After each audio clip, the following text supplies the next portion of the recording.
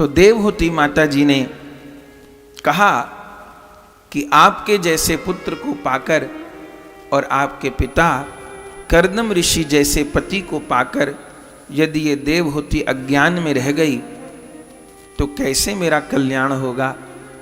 तब उस समय कपिल भगवान गंभीर हो गए और माता जी से कहा, पूछिए आपको क्या पूछना है। उस समय जो कपिल भगवान और देवहूति जी का संवाद हुआ है वह अद्भुत है। उस समय देवहूति माता ने कपिल देव भगवान को गुरु रूप में प्रणाम किया है। तम त्वाम गता अहम शरणम शरण्यम स्वभृत्य संसार तरो कुठारम जिज्ञासया अहम प्रकृते पुरुषस्य नमामि सद्धर्म विदाम वरिष्ठम। हे शरणागत वत्सल, हे नारायण, मैं आपकी शरण हूं। मैं आपसे परम धर्म जानना चाहती हूं। चूंकि नमामि सद्धर्म विदाम वरिष्ठम, आप साक्षात नारायण हैं, सब धर्म आप में ही प्रकट हैं, आपसे ही प्रकट हैं। तो जीव का जो परम धर्म है मैं उस परम धर्म के विषय में जानना चाहती हूं। उस समय कपिल भगवान ने कहा, माता जी, जीव के साथ दो धर्म है। धर्म से अर्थ कर्तव्य, धर्म से अर्थ है कर्तव्य। धर्म से अर्थ केवल दीपक जोड़ना और अगरबत्ती धूप बत्ती जोड़ना नहीं होता। धर्म माने कर्तव्य। तो जीव के साथ में दो धर्म माने दो कर्तव्य जुड़े हैं। एक लोक धर्म, देह का धर्म, और एक परम धर्म, आत्म धर्म। लोक धर्म को तो संसार के व्यक्ति निभाते हैं, जैसे भी निभाएं। लोक धर्म माने इस शरीर का निर्वाह, इस शरीर के संबंधों का निर्वाह, ये सब लोक धर्म है। विवाह हुआ, संतान का जन्म हुआ, उनका लालन पालन किया, उनका विवाह किया, घर बनाया, पैसा कमाया, पढ़े लिखे, ये सब लोक धर्म है। पर ये भी धर्म युक्त हो तभी धर्म है। अगर अधर्म पूर्वक हो तो ये भी फिर धर्म नहीं है। तो एक लोक धर्म है जो देह के साथ जुड़ा हुआ है, एक परम धर्म है जो आत्मा के साथ जुड़ा हुआ है। लेकिन विडंबना ये है कि जीव की पूरी आयु केवल लोक धर्म, देह का धर्म पूरा करने में निकल जाती है। आत्म धर्म की ओर व्यक्ति का ध्यान नहीं जाता। आत्म धर्म क्या है कि ये शरीर अपने को मिला क्यों है, इस शरीर पाने का फल क्या है, इस जीवन का अंतिम लक्ष्य क्या है। किसी से पूछो कि आप दुनिया में जो कुछ भी कोई भाग दौड़ कर रहा है, काम कर रहा है, उससे पूछो कि ये सब आप क्यों कर रहे हो, तो यही कहेगा, भैया व्यापार कर रहे हैं, नौकरी कर रहे हैं, आ रहे हैं, जा रहे हैं। किस लिए? बोले धन मिले, कमाई हो, इसके लिए। तो हर व्यक्ति धन की प्राप्ति में लगा है।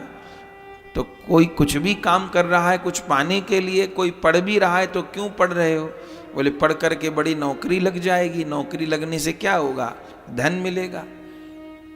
तो बोले क्यों काम कर रहे हो? बोले कमाने के लिए। फिर उससे पूछा जाए कि कमा क्यों रहे हो, तो कहेगा कैसी बात करते हो भैया, कमाएंगे नहीं तो खाएंगे क्या? तो भोजन करने के लिए और अपनी आवश्यकताओं की सुविधा के समान हमको प्रचुर मात्रा में मिले, इसके लिए तो कमा रहे हैं, खाने के लिए। फिर उससे पूछो कि खा क्यों रहे हो, सुविधा के समान क्यों जुटाना चाहते हो? वो कहेगा बड़े मूर्ख हो। अरे खा रहे हैं जीने के लिए, नहीं खाएंगे, नहीं सुविधा के समान होंगे तो सुखपूर्वक कैसे जिएंगे? तो जिंदगी आराम में सुख में निकले, इसके लिए। फिर उससे पूछो तो जी क्यों रहे हो, जी कब तक रहे हो, जी क्यों रहे हो? तो कहेगा जी रहे हैं मरने के लिए। कब तक जी रहे हैं? जब तक मौत नहीं आती तब तक जी रहे हैं। तो ये कैसी पहेली है? कमा रहे हैं खाने के लिए, खा रहे हैं जीने के लिए, और जी रहे हैं मरने के लिए। ये जीवन नहीं हो सकता। माता जी ने पूछा परम धर्म क्या है? बोले परम धर्म ये है कि इस देह के रहते, इस जीवन के रहते उस जीवन धन को पा लिया जाए, उस जीवन धन का साक्षात्कार हो जाए, उस जीवन धन की प्राप्ति हो जाए। तो हे मेरे नाथ, हे मेरे गुरुदेव, मैं आपकी शरण हूं। उस जीवन धन की प्राप्ति कैसे हो? उनकी प्राप्ति का, उन परम प्रभु की प्राप्ति का उपाय क्या है? बोली माता जी, प्रभु की प्राप्ति के अनेक उपाय ग्रंथों में कहे गए हैं। कोई महात्मा ज्ञान मार्ग से चलकर प्रभु तक पहुंचते हैं, कोई योग मार्ग से चल करके प्रभु तक पहुंचने का प्रयास करते हैं, कोई कर्म वाले मार्ग पर चल करके प्रभु तक पहुंचने का प्रयास करते हैं। लेकिन सर्वोपरि भगवान की प्राप्ति का जो मार्ग है वह भक्ति मार्ग है, जो सबसे सरल है, सबसे सबल है, और जहां पर पतन की संभावना नहीं है, जो सबसे सहज है। कैसे सहज है? बोले ज्ञान वाले मार्ग में सब कुछ त्यागना होता है, सब कुछ त्याग करके तब ज्ञान वाले मार्ग पर चला जाता है, बढ़ा जाता है। योग वाले मार्ग पर भी बड़े बड़े कठिन नियम हैं, बड़े बड़े कठिन अभ्यास हैं। कोई कर सके तो उसको प्रणाम है, बाकी तो प्रदूषण इतना है कि योग में सिद्धि होना बड़ा कठिन ही है।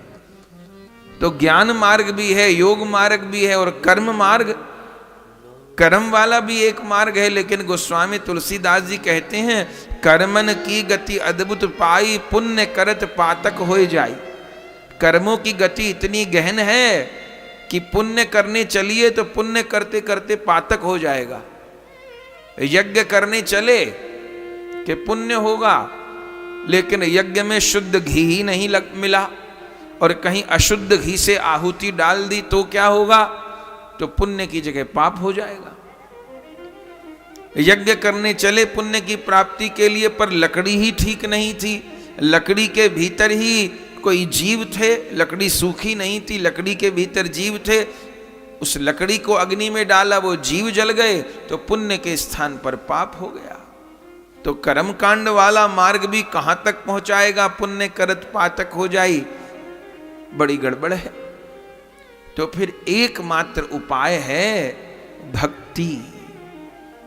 तो भक्ति की क्या महिमा है? ज्ञान मार्ग में कठिनाई है, योग मार्ग में कठिनाई है, कर्म वाले मार्ग में तो बहुत कठिनाई है, कर्म कांड वाले मार्ग में, पर भक्ति मार्ग में कठिनाई नहीं है। बस करने की इच्छा हो तो हो जाए।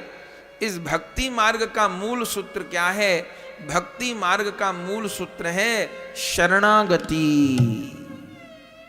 ये मन स्वीकार कर ले कि मैं श्री कृष्ण का ही हूं, मुझे श्री कृष्ण को ही प्राप्त करना है, मैं श्री कृष्ण का हूं और श्री कृष्ण ही मेरे हैं। ये भक्ति मार्ग का मूल है। इस भक्ति मार्ग में मूल है शरणागति, और इसमें कुछ छोड़ना भी नहीं।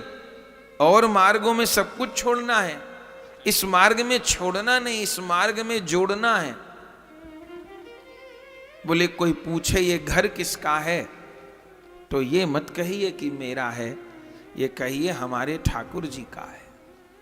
तो ये गाड़ी किसकी है, ये भी हमारे ठाकुर जी की है। और हृदय से माने, केवल कहे ही नहीं, ये गाड़ी भी ठाकुर जी की है। ये व्यापार किसका है, बोले ये भी हमारे ठाकुर जी का है।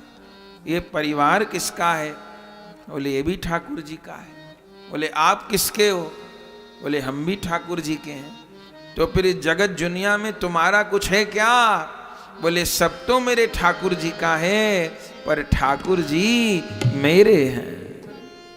वह इतनी बात समझ में आए तो पूरी भक्ति समझ में आ गई। अस अभिमान जाई जनी भोरे, मैं सेवक रघुपति पति मोरे। तो प्रभु मेरे हैं और मैं प्रभु का हूं, तो फिर इस संसार का निर्वाह कैसे हो?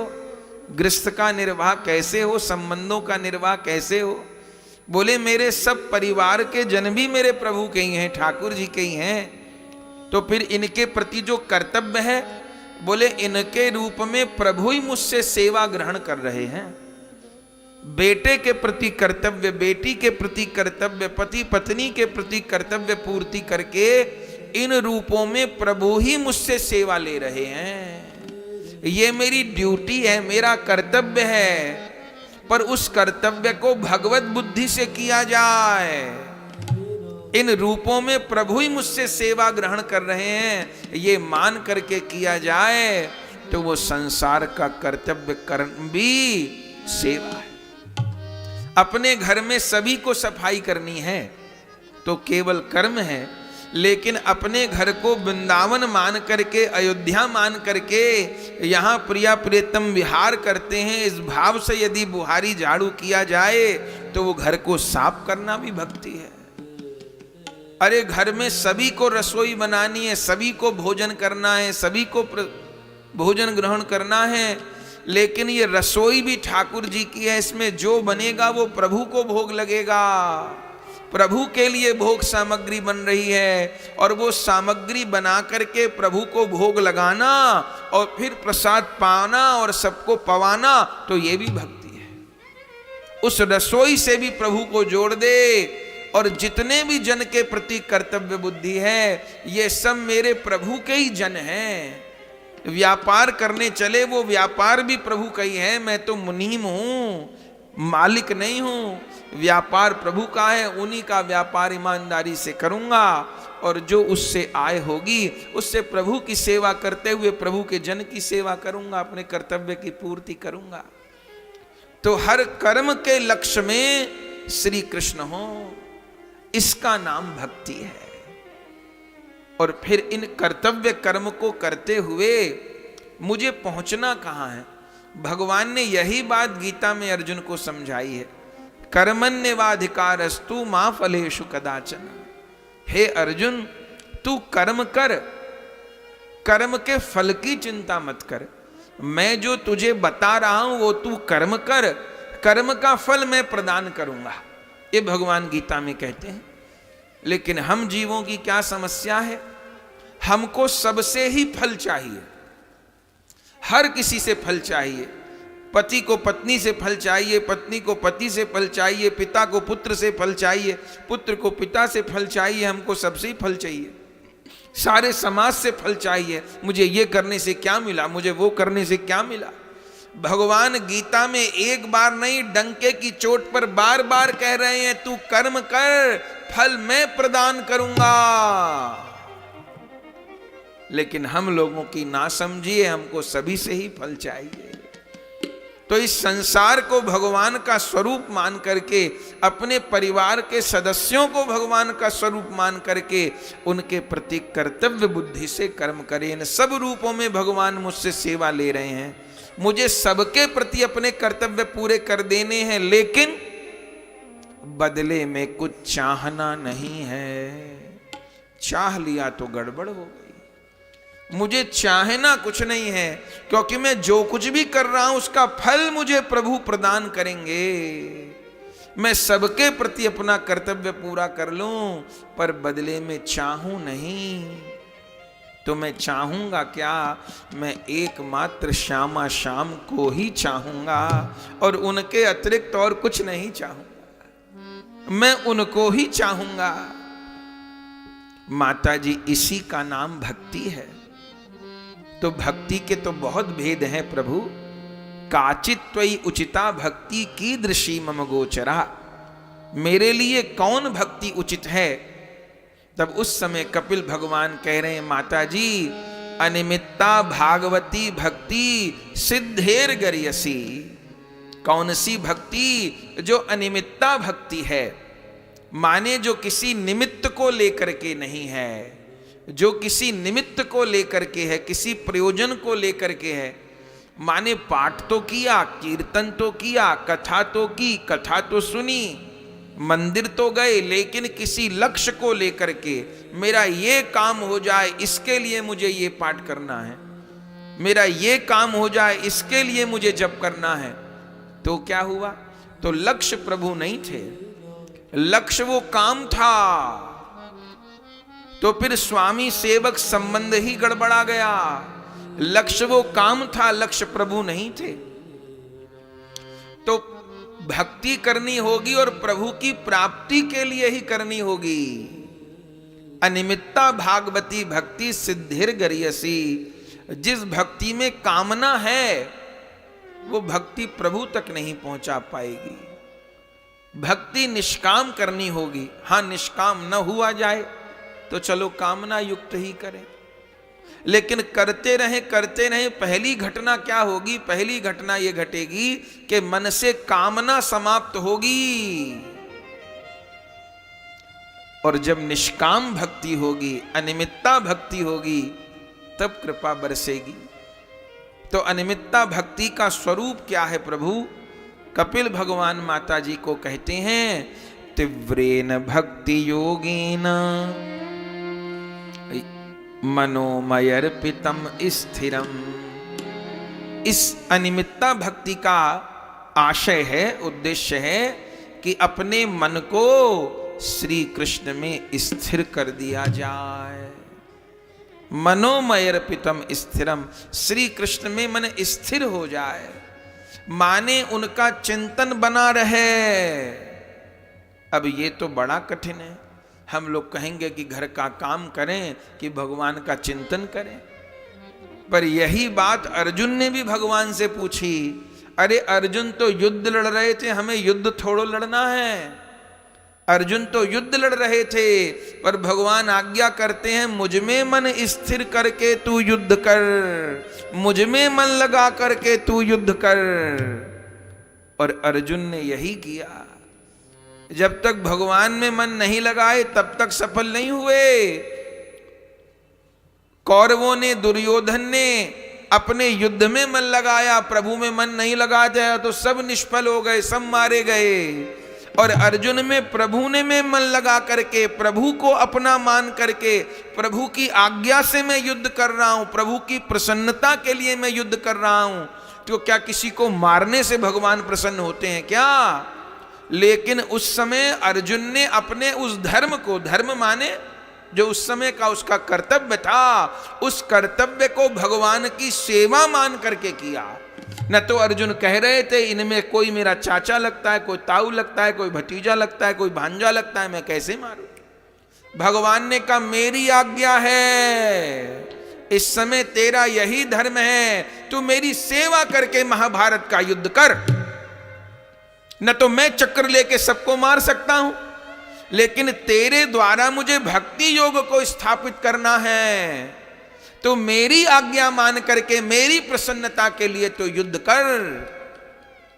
तो अर्जुन ने करताल बजा करके कीर्तन किया हो ऐसा तो नहीं लिखा। अर्जुन ने तो धनुष बाण चला करके इतने इतने उन कौरवों का संहार किया, लेकिन उस कर्म को भगवान की आज्ञा से किया, भगवान का कर्म भगवान की प्रसन्नता के निमित्त किया, तो अर्जुन परम पद को पा गए। तो मनोमयर्पितम स्थिरम तीव्रेन भक्ति योगेन। तीव्र भक्ति योग का स्वरूप यह है कि प्रभु में मन स्थिर किया जाए। तो प्रभु में मन स्थिर कैसे हो? देवहूति माता जी ने पूछा, तब कपिल भगवान ने कहा, सताम प्रसंगान मम वीर्य संविदो भवन्ति हत्कर्ण रसायना कथा तज्जोषणादाश्प पवर्ग वर्तमनी श्रद्धारतिर्भक्तिरनुक्रमिष्यति। हे माता जी, सताम प्रसंगान मम वीर्य संविदो। पहला काम करना होगा कि प्रभु के यश से पूर्ण, प्रभु के प्रेम से पूर्ण, प्रभु की लीलाओं से पूर्ण कथा को श्रवण करना होगा। सताम प्रसंगान मम वीर्य संविदो। और भवंती हत्कर्ण रसायना कथा, वह ज्ञान, वह लीला, वह कथा कान में जाएगी तो रसायन का काम करेगी, दवा का काम करेगी। जैसे शरीर को स्वस्थ रखने के लिए मुख से दवा खानी पड़ती है, मुंह के माध्यम से दवा खानी पड़ती है, लेकिन चित्त को स्वस्थ करने के लिए कान के माध्यम से दवा खानी पड़ती है। भवंति हतकर्ण रसायना कथा। और फिर क्या होगा? तज्जोषणा दाष्पवर्ग वर्तमनी श्रद्धा रतिर्भक्तिर्नो क्रमिष्यति। पहले श्रद्धा उत्पन्न होगी, फिर श्रद्धा, फिर साधु संग, फिर भजन क्रिया, फिर अनर्थ निवृत्ति, फिर निष्ठा, फिर आसक्ति, फिर रुचि, फिर भाव और फिर प्रेम। तो श्रवण करना होगा और श्रवण के साथ कीर्तन करना होगा। अभी जिसका उपदेश सुखदेव जी ने दिया, यहां कपिल भगवान ने फिर वही उपदेश दिया। जप करना होगा। क्या जप करना होगा?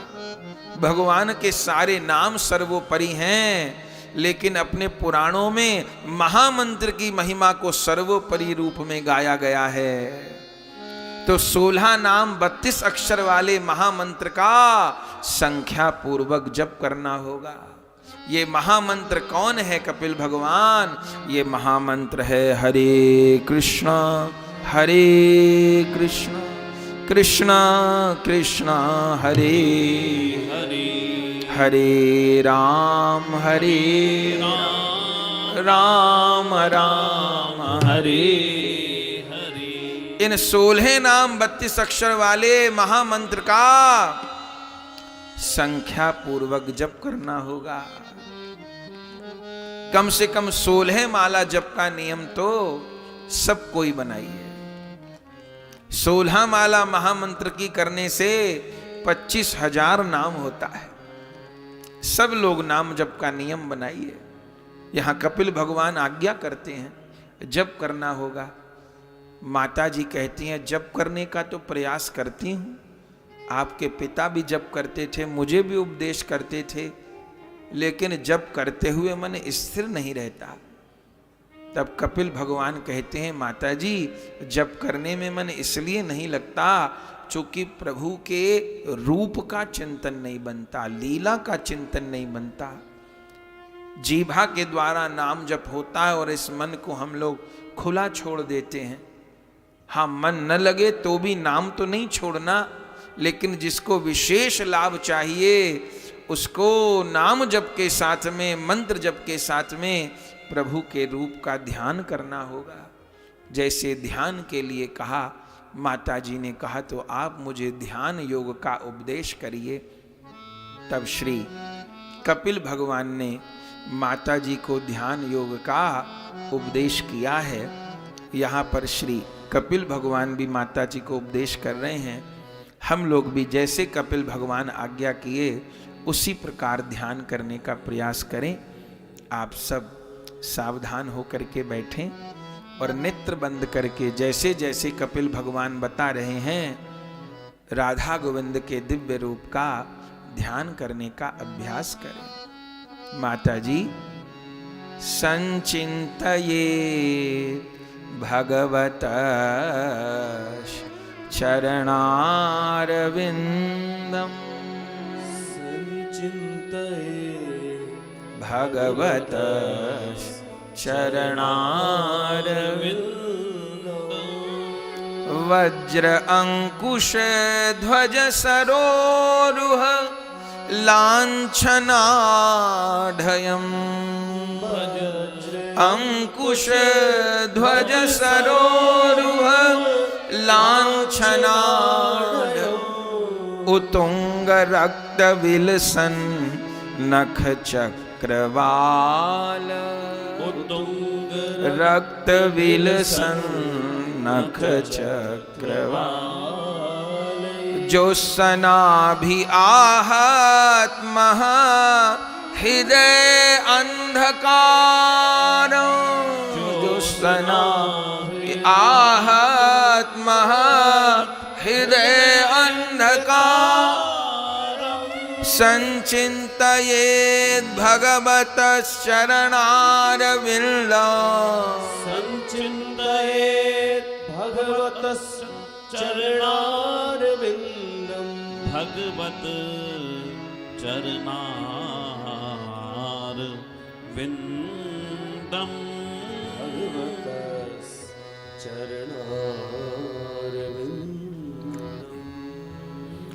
माता जी दोनों नेत्र बंद कर लीजिए और भावना करिए कि आप श्री धाम वृंदावन में श्री यमुना जी के तट पर विराजमान हो, जहाँ श्री धाम वृंदावन में दिव्य यमुना जी प्रवाहित हो रही हैं।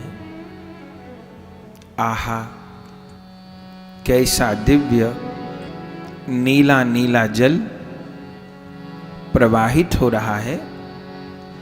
यमुना जी में दिव्य कमल खिले हैं। यमुना जी के दोनों तटों पर दिव्य कल्प वृक्ष की पंक्ति लगी है।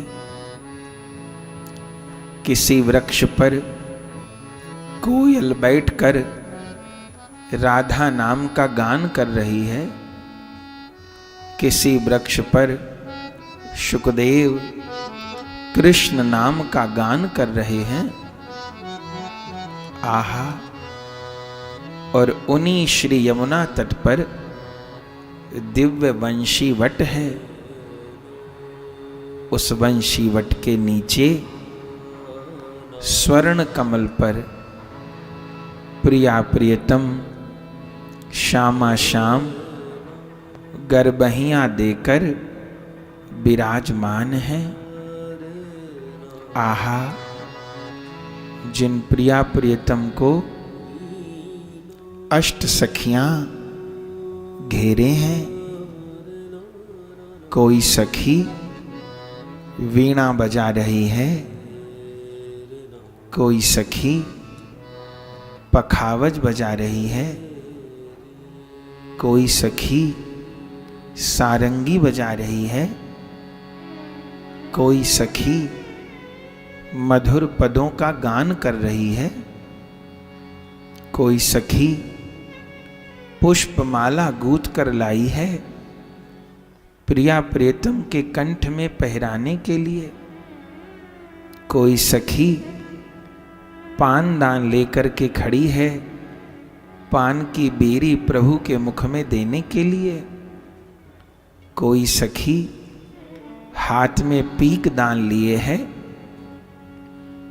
कोई सखी प्रिया प्रियतम के चरणों में चंदन चर्चित तुलसी अर्पण कर रही है। कोई चरणों में महावर की रचना कर रही है। कोई आरती का थाल सजा करके आरती कर रही है। प्रिया प्रियतम वंशी वट के नीचे गर्भहियां दे करके शोभायमान है। आहा, उस झांकी का ध्यान करो मां, उस झांकी का ध्यान करो। कैसे ध्यान करूं, कहां से ध्यान करूं? मां, प्रारंभ करो श्याम सुंदर के चरण कमल से। सबसे पहले प्रभु के चरण तल को निहारो। देखो, श्याम सुंदर के श्याम वर्ण के चरण हैं और किशोरी जी के गौर वर्ण के चरण हैं, लेकिन दोनों के तरुआ एकदम लाल हैं, अरुण हैं। और इन चरणों में कैसे कैसे दिव्य चिन्ह बने हैं, उनका ध्यान करो मां, दर्शन करो। श्याम सुंदर के चरण में अंकुश का चिन्ह है मां। अंकुश के चिन्ह का ध्यान करने से क्या होगा?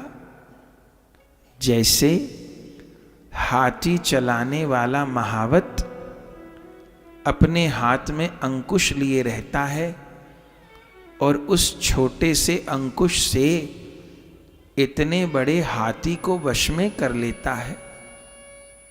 ऐसे प्रभु के चरणों में अंकुश के चिन्ह का ध्यान करने से धीरे धीरे धीरे ये मन रूपी हाथी बस में होने लगता है माँ, और धीरे धीरे ये मन रूपी हाथी शांत हो जाता है। दूसरा चिन्ह कमल का चिन्ह है। देखो माँ, प्रभु को कमल बहुत प्रिय है। प्रभु के कंठ में कमल की माला, प्रभु के हस्त में कमल, प्रभु के चरण में कमल का चिन्ह, और प्रभु के सब अंगों को भी कमल की उपमा दी जाती है। क्योंकि कमल कीचड़ में उत्पन्न होता है पर कीचड़ में लिप्त नहीं होता। ऐसे प्रभु के चरण में स्थित कमल के चिन्ह का ध्यान करते करते करते ये मन इस संसार की कीचड़ से उपराम हो जाता है। माँ, उस कमल के चिन्ह का ध्यान करो। तीसरा चिन्ह मत्स्य का चिन्ह है। माँ, मछली के चिन्ह का ध्यान करो। प्रभु के चरण में मछली के चिन्ह का ध्यान करने से क्या होगा? जैसे मछली जल के बिना नहीं रह पाती, ऐसे प्रभु के चरण में मत्स्य के चिन्ह का ध्यान करते करते साधक का मन भी मत्स्य की तरह हो जाता है। प्रभु के नाम रूप लीला धाम के बिना नहीं रह पाता। जैसे मत्स्य की आसक्ति जल में होती है, ऐसे साधक की आसक्ति प्रभु के नाम और रूप में हो जाती है। चौथा चिन्ह स्वास्तिक का चिन्ह है। उस स्वास्तिक का ध्यान करो माँ। इस स्वास्तिक के चिन्ह का ध्यान करने से संतुलन प्राप्त होता है। जो मन में असंतुलन है वह दूर हो जाता है और मन संतुलित होकर के श्यामा श्याम में स्थिर हो जाता है। पांचवा चिन्ह ध्वजा का चिन्ह है। माँ, प्रभु के चरणों में स्थित ध्वजा का चिन्ह का ध्यान करने से उस ध्यान करने वाले भक्त की भक्ति ध्वजा भी सबसे ऊपर लहराती है। कोई विषय का आवेग, कोई पाप का आवेग उस भक्त की भक्ति ध्वजा को नहीं गिरा पाता। माँ, ध्वजा के चिन्ह का ध्यान करो। अब धीरे धीरे मन को ऊपर ले जाओ। आहा, प्रभु के कैसे दिव्य चरण हैं और उन दिव्य चरणों में कैसे दिव्य नख हैं। आहा, प्रभु के दिव्य नख से प्रकाश निकल रहा है। उस दिव्य प्रकाश से सारा वृंदावन आलोकित हो रहा है। आहा, मेरे प्रभु के चरण नख की चंद्रिका कितनी अद्भुत है। प्रार्थना करो, हे श्याम सुंदर, अपने चरण नख के प्रकाश से मेरे हृदय को भी आलोकित कर दो। मेरे हृदय के अंधकार को दूर कर दो। प्रार्थना करो माँ, कैसा दिव्य आलोक है, कैसी दिव्य आभा है। अब धीरे धीरे मन को ऊपर ले जाना है।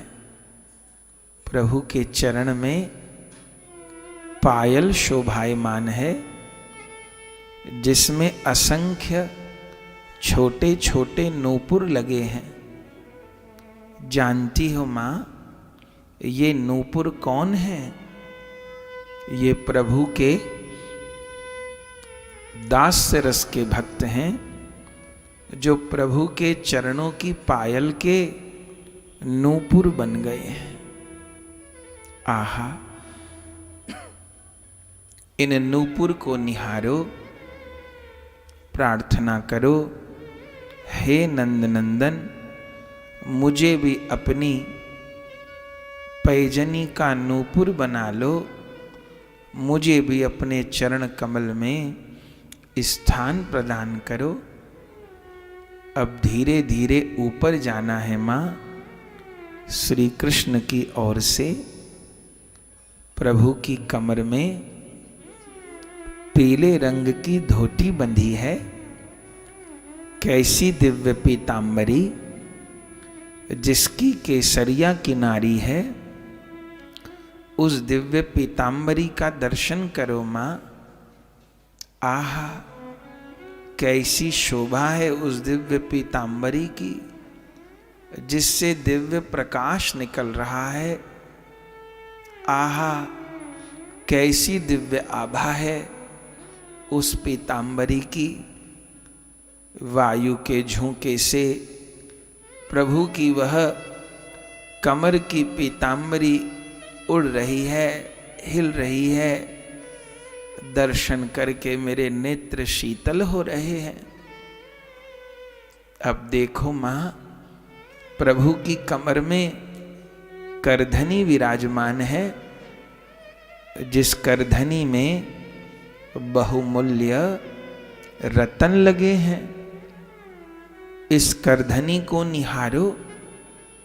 ये करधनी कोई और नहीं, ये प्रभु के सख्य रस के भक्त हैं, जो प्रभु की कटी की करधनी बन गए हैं और बाजू के बाजू बंद बन गए हैं। करधनी को निहारो, कैसे दिव्य रतन लगे हैं, कैसे दिव्य नूपुर लगे हैं। अब धीरे धीरे मन को ऊपर ले जाना है। प्रभु की गहरी नाभि है, कैसा दिव्य प्रभु का उदर है, और अब प्रभु का विशाल वक्ष स्थल। आहा, जिस वक्ष स्थल पर एक और भृगुलता का चिन्ह है और एक और श्रीवत्स रेखा का चिन्ह है। ये श्रीवत्स रेखा क्या है? ये स्वर्णिम रोमावली की रेखा है। साक्षात श्री जी ही अपने प्रियतम के वक्ष पर वक्ष विलासिनी होकर विराजमान है। उसको निहारो, कैसी स्वर्णिम रोमावली की रेखा है। प्रभु के कंठ में बड़े बड़े आभरण हैं, गले में दुलरी है, 2 मोतियों की लड़ी और उनके बीच में नीलमणि का पदक।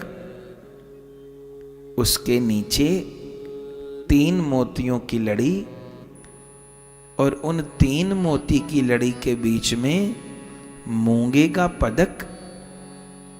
उसके नीचे मणियों की माला, उसके नीचे स्वर्ण माला, उसके नीचे गुंजा माला, उसके नीचे कमल माल और उसके नीचे दिव्य वनमाल। आहा, ये कैसी दिव्य वनमाल है जिसमें 5 रंग के पुष्प गुथे हैं।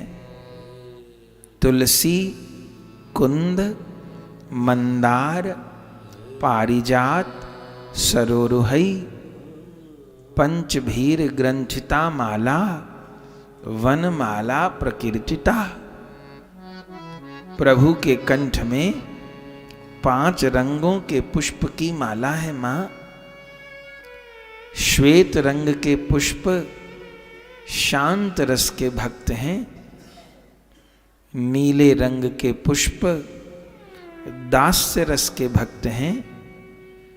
हरे रंग के पुष्प सख्य रस के भक्त हैं, पीले रंग के पुष्प वात्सल्य रस के भक्त हैं, और लाल रंग के पुष्प मधुर रस के भक्त हैं। मां, प्रभु ने अपने भक्तों के मन को सुमन बना के अपने कंठ की माला में पिरो लिया है।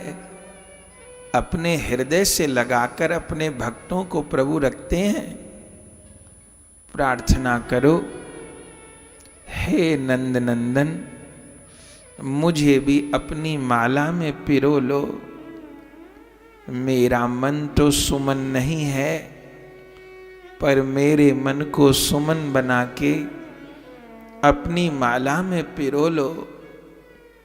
जो पुष्प उत्पन्न हुआ है उसको नष्ट तो होना है, मुरझाना है, लेकिन जो पुष्प आपकी माला में पहुंच गया वो अमर हो गया, वो अविनाशी हो गया। हे नंद नंदन, मेरे मन को सुमन बना के अपनी माला में पिरो लो।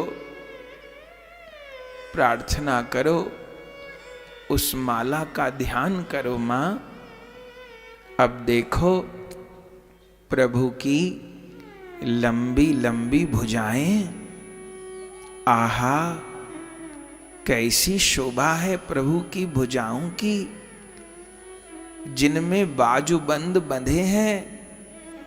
ये कितनी बलिष्ठ भुजा हैं। मां, इन्हीं भुजाओं ने डूबते गजराज को उबारा था। इन्हीं भुजाओं ने भक्त प्रहलाद की रक्षा की थी। इन्हीं भुजाओं ने श्री गिरिराज जी को धारण किया था। प्रार्थना करो, हे नंद नंदन, मुझे भी अपनी इन भुजाओं के आश्रय में ले लो। हे श्याम सुंदर, अपनी भुजाओं के आश्रय में लेकर मुझे निर्भय कर दो, अभय कर दो।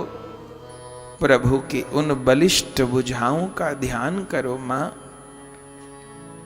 अब देखो प्रभु की कलाई, जिनमें मणियों के कड़ोला सुशोभित हैं, कैसी शोभा हो रही है।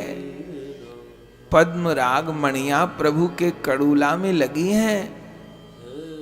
और अब देखो प्रभु के हस्त कमल, आहा कैसे दिव्य हस्त कमल हैं। हथेली एकदम लाल, ओहो उंगलियों में कैसी दिव्य मुद्रिका प्रभु पहरे हैं। मुद्रिका में दिव्य रतन लगे हैं। इन हस्त कमल का ध्यान करो। मां, ये हस्त कमल बहुत दयालु हैं। भक्त के सारे कारज बना देते हैं। मां, प्रार्थना करो, हे श्याम सुंदर, एक बार यह अपना हस्त कमल मेरे शीश पर रख दो। गोपियां गोपी गीत में कहती हैं, शिरसी देहि नः श्री कर ग्रहम। हे गोविंद, जिस हस्त कमल से प्रिया जी का पानी ग्रहण किया है, वही हस्त कमल शिरसी देहि नः हमारे सिर पर विराजमान कर दो, निर्भय कर दो, अभय कर दो। हंसी हंसी वचन कबहू मेरे सिर पर, करकू कबहू धरोगे। बेहसी बेहसी इन नैनन में यह सुंदर रूप भरोगे। सहचरी शरण रसिक आशिक मोहि, गोविंद कबहू करोगे। कृपा सिंधु चित चोर कहावत, मेरे चित को कबहू हरोगे, कही कही वचन बेहसी मेरे सिर पर, कर कूं कबहू धरोगे। हे नंद नंदन, अपना हस्त कमल एक बार मेरे शीश पर रख दो, प्रार्थना करो। देखो मां, धीरे धीरे मन को ऊपर ले जाना है। कैसी प्रभु की दिव्य ग्रीवा है और कैसी प्रभु की चिबुक, चिबुक पर हीरा दमक रहा है। कैसे प्रभु के लाल अधरोष्ट अधर कमल, कैसी प्रभु की उन्नत नासिका और कैसा नासिका में बुलाक, कैसे गोल कपोल।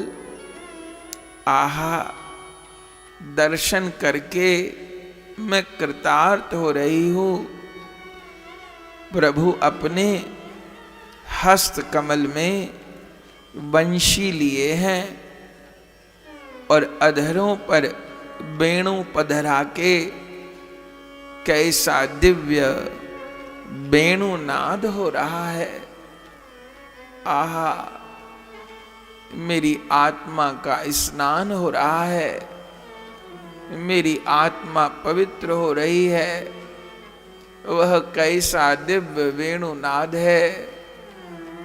उस वेणु को सुन करके ब्रज की सारी लता पता विभोर हो रही हैं। यमुना जी का जल स्तंभित हो रहा है, गिरिराज जी द्रवीभूत हो रहे हैं।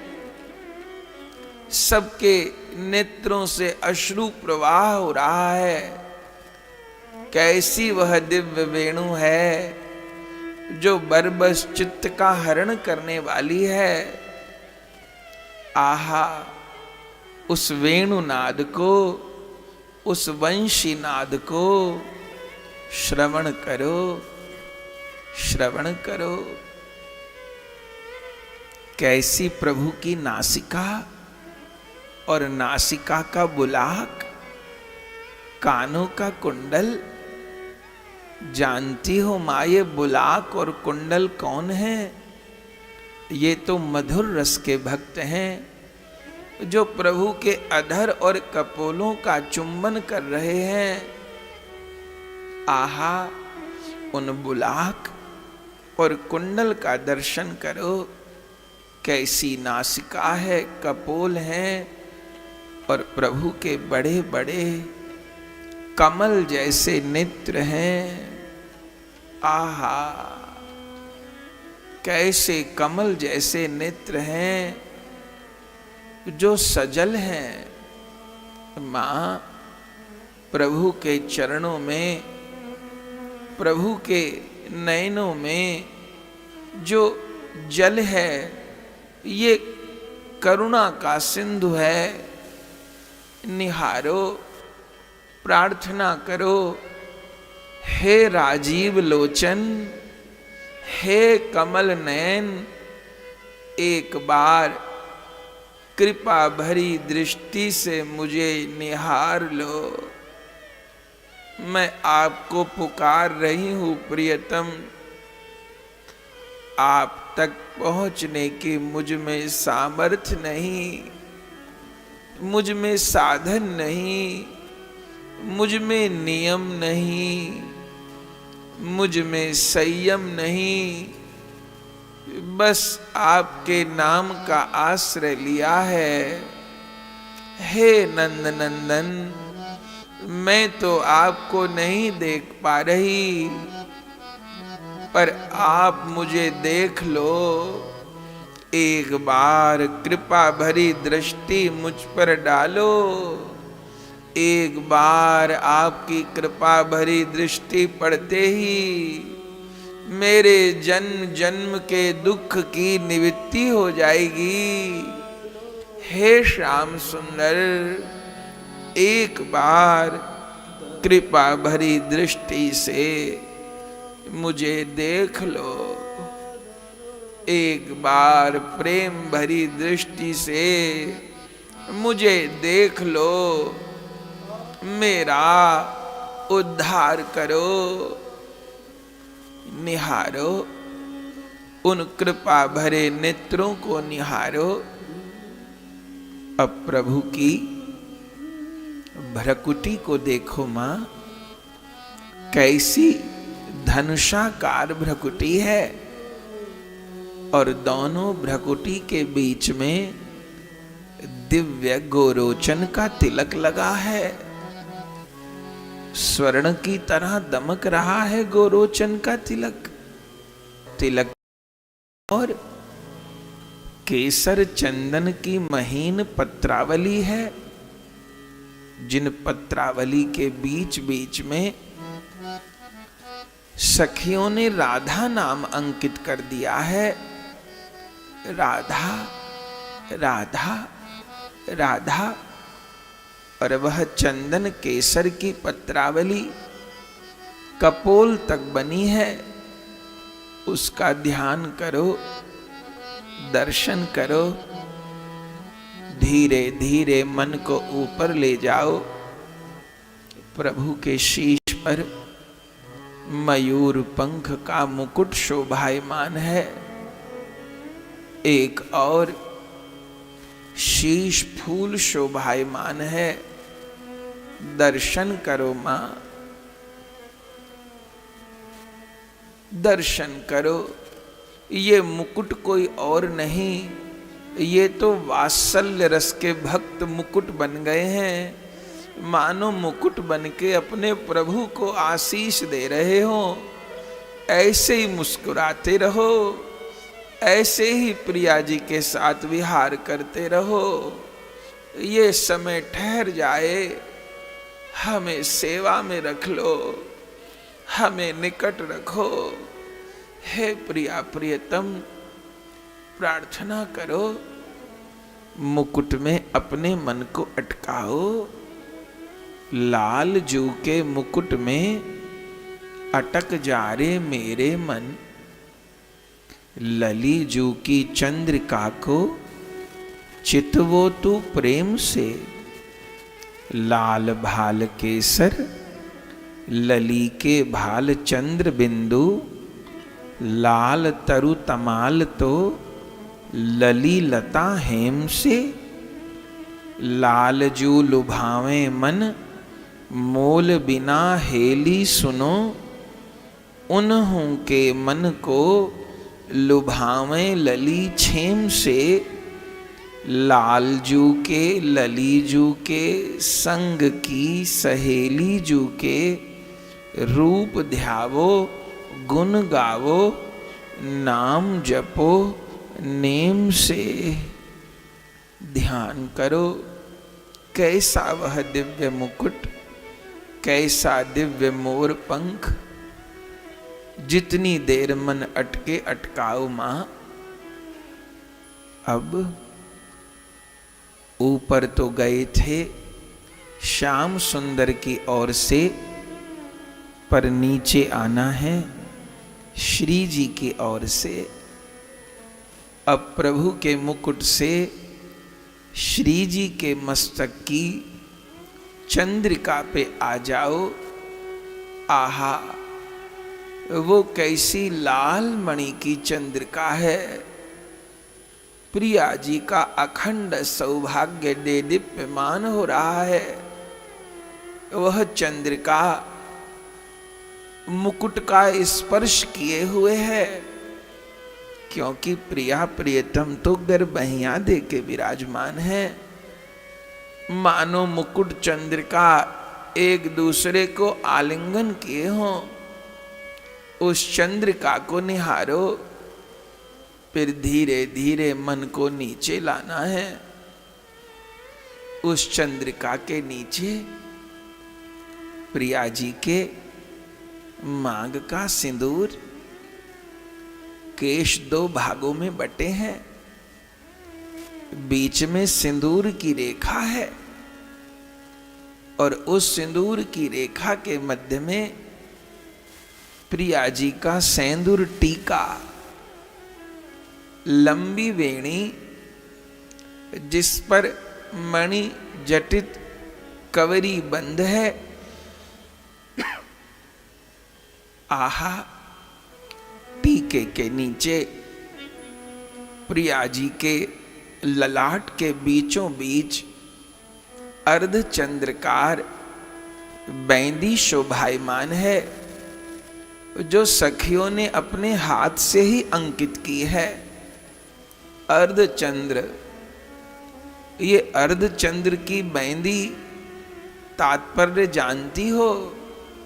जैसे शुक्ल पक्ष का अर्धचंद्र पूर्ण होने को ललायित रहता है, सखियां अर्धचंद्र की बिंदु प्रिया जी के माथे पर अंकित करती हैं, मानो संकेत करती हैं कि आपसे मिलके ही प्रिया जी पूर्ण होंगी। ये अर्धचंद्र आपसे मिलकर पूर्ण हो जाएगा। माथे पर अर्धचंद्र की बिंदु है, दोनों भ्रकुटी हैं और करुणामयी के कृपा से भरे नेत्र हैं। निहारो, करुणामयी के नेत्रों को निहारो मां, निहारो। आहा, कैसे दिव्य नेत्र हैं किशोरी जी के, जिनसे करुणा की वर्षा हो रही है, जिनसे प्रेम की वर्षा हो रही है, जिनसे माधुर्य की वर्षा हो रही है। आहा, कैसी श्री जी की दिव्य नासिका, और उस नासिका में नथ, उस नथ में छोटे छोटे हीरक लगे हैं मां, उनके नीचे मोती लटके हैं। नथ से मोतियों की लड़ी केशों में गुथी है। प्रिया जी के कानों के कुंडल डोलायमान हो रहे हैं। प्रिया जी की नासिका का बुलाक अद्भुत है। कैसे प्रिया जी के दिव्य अधर कमल हैं, जो कृष्ण नाम लेते हुए स्पंदित हो रहे हैं, जो कृष्ण प्रेम में स्पंदित हो रहे हैं। प्रिया जी की दिव्य ग्रीवा, और उस ग्रीवा में दुलरी मोतियों की लड़ी, और उसमें एक बड़ा हीरा जिसमें अरुण वर्ण से लिखा है, मेरे श्याम सुंदर। आहा, प्रिया जी कंठ में कृष्ण नाम को धारण किए हैं, और श्याम सुंदर कंठ में राधा नाम को धारण किए हैं।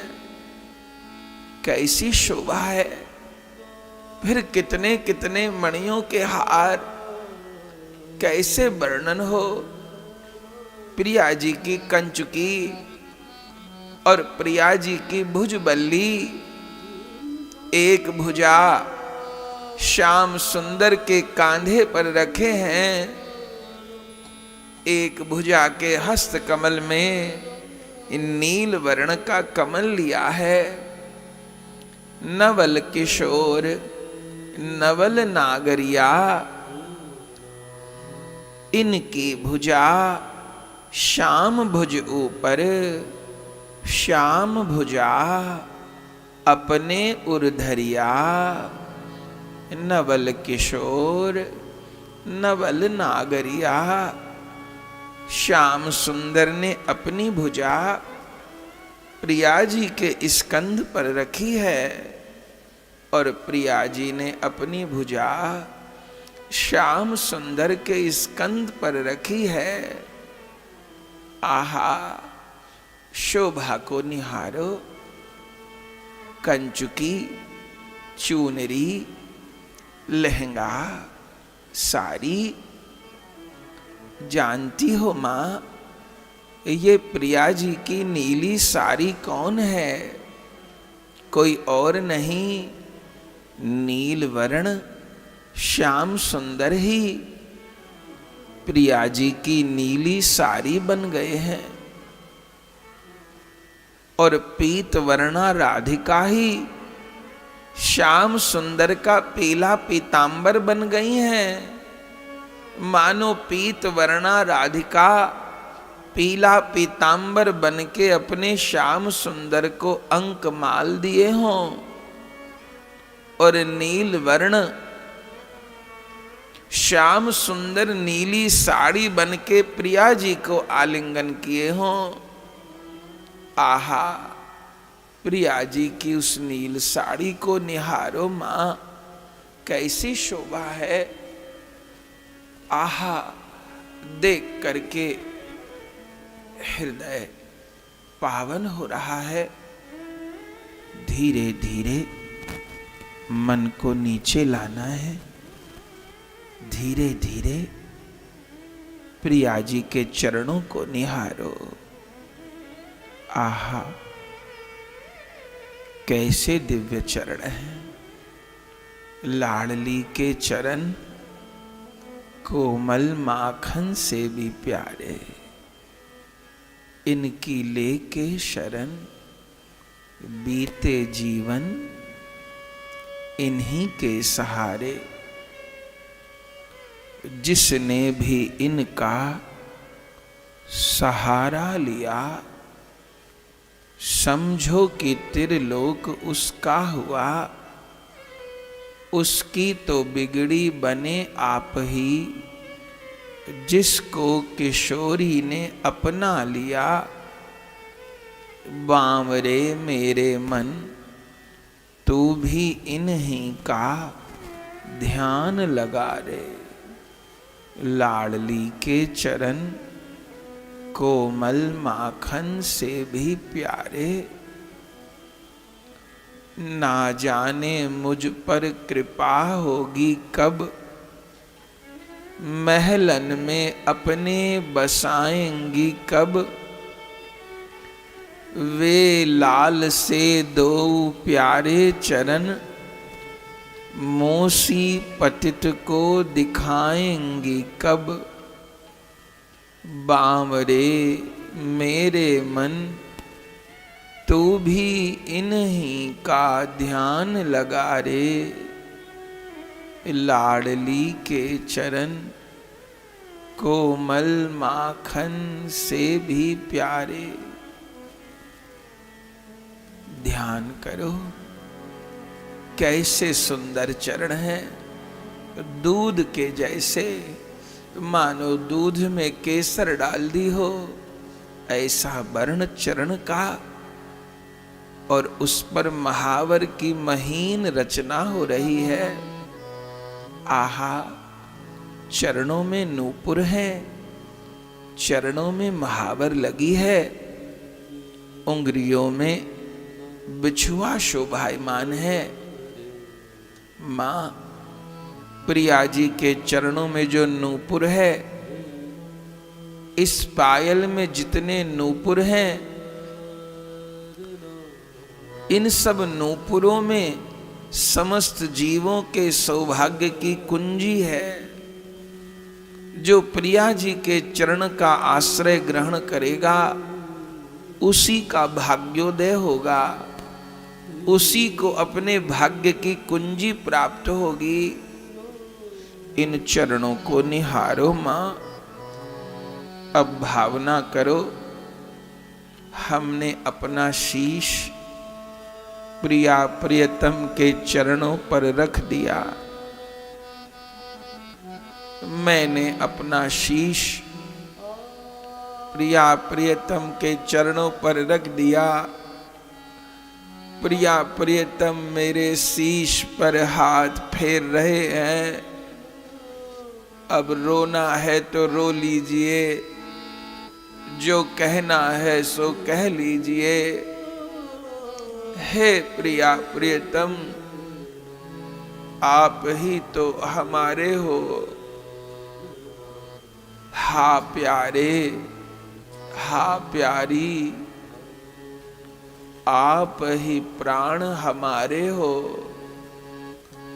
मिल जाओ मति तड़ पाओ, मिल जाओ मति तड़ पाओ, हमसे भय क्यों न्यारे हो। मैंने अपना शीश प्रिया प्रियतम के चरणों पर रख दिया। प्रिया प्रियतम अपना हस्त कमल मेरे माथे पर फिरा रहे हैं। प्रार्थना करो, हे श्यामा श्याम, मैं आपको कैसे पाऊं। मुझ में साधन नहीं, संयम नहीं, नियम नहीं। दिन दिन ये जीवन क्षीण हो रहा है। निरंतर कोई न कोई काल के मुख में जा रहा है। निरंतर आयु क्षीण हो रही है। पता नहीं कौन दिन जीवन का अंतिम दिन होगा। बस एक ही चाह है, जीवन में काल आए, उससे पहले गोपाल आ जाए। मुझे काल ग्रहण न करे, मुझे गोपाल ग्रहण करे। हे श्यामा श्याम, मैं तो आप तक पहुंचने में असमर्थ हूं, आपके मार्ग पर चलने में असमर्थ हूं, पर आप तो परम समर्थ हो। मैं आप तक नहीं पहुंच सकूंगी, पर आप तो चलकर मुझ तक आ सकते हैं। हे प्रिया प्रियतम, मुझे स्वीकार करो। मैं आपकी शरण हूं, मैं आपकी शरण हूं, मैं आपकी शरण हूं।